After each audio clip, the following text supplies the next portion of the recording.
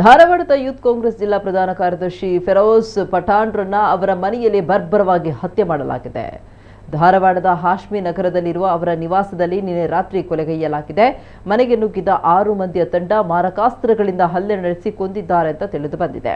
ಕೊಲೆಗೆ ಸಂಚು ರೂಪಿಸಿದ್ದ ಅರ್ಬಾಸ್ ಪಠಾಣ್ ಮತ್ತು ಗುಲಾಬ್ನನ್ನ ಪೊಲೀಸರು ವಶಕ್ಕೆ ಪಡ್ಕೊಂಡಿದ್ದಾರೆ. ಮೊಹಮ್ಮದ್ ಶಾ, ಸದ್ದಾಂ, ಗೌಜ್ ಮತ್ತು ಪರ್ವೇಜ್ ಪರಾರಿಯಾಗಿದ್ದು ಅವರಿಗಾಗಿ ಪೊಲೀಸರು ಬಲೆ ಬೀಸಿದ್ದಾರೆ. ಈ ಮೊದಲು NSUI ವಿದ್ಯಾರ್ಥಿ ಸಂಘಟನೆಯಲ್ಲಿ ಫಿರೋಜ್ ಪಠಾಣ್ ಪ್ರಬಲ ನಾಯಕರಾಗಿದ್ದರು. ಸದ್ಯ ಯುವ ಕಾಂಗ್ರೆಸ್ನಲ್ಲಿ ಪ್ರಧಾನ ಕಾರ್ಯದರ್ಶಿಯಾಗಿದ್ದರು. ವೈಯಕ್ತಿಕ ಕಾರಣದಿಂದ ಅಥವಾ ರಾಜಕೀಯ ವೈಷಮ್ಯದಿಂದ ಕೃತ್ಯ ನಡೆದಿರುವ ಬಗ್ಗೆ ಶಂಕೆ ವ್ಯಕ್ತವಾಗಿದೆ.